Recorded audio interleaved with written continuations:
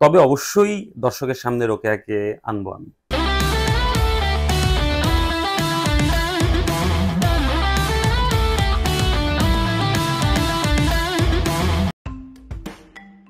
Bachelor point নতুন season আসছে, এবার চ্যানেলের পর্দায় দেখা যাবে, কেমন লাগছে?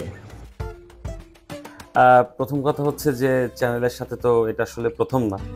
আমার যে কোনো কাজেই আমি চ্যানেলকে সবসময় পাশে পাই, এবং ব্যাচেলর পয়েন্ট সিজন 5 এবার আমরা বেশ বড় আঙ্গিকে পরিকল্পনা করেছি, এবং সেই পরিকল্পনার সাথে চ্যানেলে আমাদের পাশে আছেন। এটা অবশ্যই আমরা ব্যাচেলর পয়েন্টে যারা কাজ করছি সবার জন্য বেশ আশানুরূপ, এবং আমরা সবাই হ্যাপি যে চ্যানেলেকে আমরা পাশে পেয়েছি। ব্যাচেলর পয়েন্টের হিউজ অডিয়েন্স জানতে চায়, রোকেয়াকে কি দেখা যাবে? রোকেয়াকে আসলে আমি নিজেই এখনো দেখিনি, সো আগে আমি দেখি যে রোকেয়াকে আসলে কাকে নেওয়া যায় বা কাকে পরিকল্পনা করা যায়, তারপর দর্শক দেখতে পাবে। রোকেয়া একটা অদেখা ক্যারেক্টার, এই ক্যারেক্টারটা জন্ম কিভাবে হলো এবং এত পপুলার কিভাবে হয়ে উঠলো?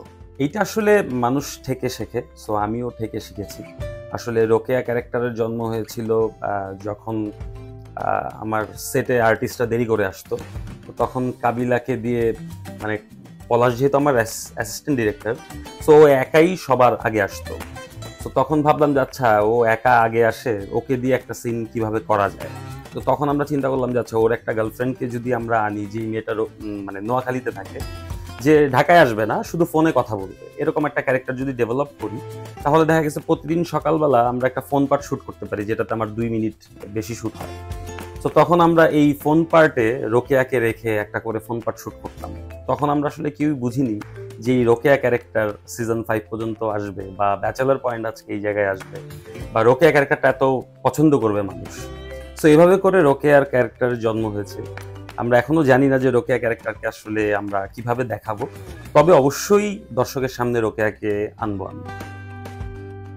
হাবু, কাবিলা, পাশা, শিমুলরা কি আগের মতোই আছে, নাকি তাদের চরিত্রগুলো আগের থেকে আরও বেশি ম্যাচিওর?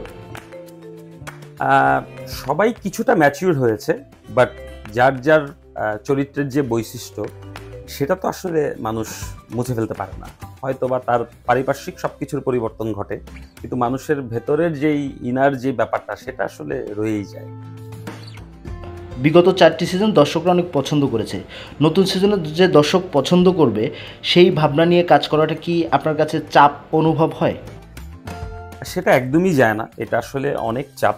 আর এই চাপের কারণেই কিন্তু আমি অলমোস্ট 26 মাস পরে ব্যাচেলর পয়েন্টের অ্যানাউন্সমেন্ট দিয়েছি। আমি এই সময়টা নিয়েছি কিন্তু শুধুমাত্র চাপ থেকেই, যে ব্যাচেলর পয়েন্টকে নিয়ে আমার আসলে আরও অনেক বড় করে, আরও অনেক সুন্দর করে সব কিছু করতে হবে। সেজন্যই এত সময় নেওয়া, আদারওয়াইজ আমি কিন্তু 4-5 মাস পরেই হয়তো বা শুরু করতে পারতাম। 26 মাসে কি এমন কোনো দিন আছে যেদিন দর্শকরা আপনার কাছে জিজ্ঞাসা করেনি নতুন সিজন কবে আসবে? আসলেই নাই।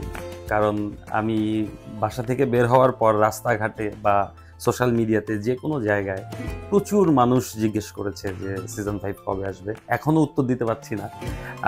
খুব শীঘ্রই এটার উত্তর দিয়ে দিব। একটু সময় লাগবে। আমি আরেকটু গুছিয়ে সবকিছু একটু শেষ করে তারপর দর্শককে জানাবো। কারণ আমি যেহেতু অনেকদিন সময় নিয়ে ফেলেছি, এখন দেখা গেছে দর্শককে একটা কথা বলবো যে অমুক দিন থেকে আসতেছে।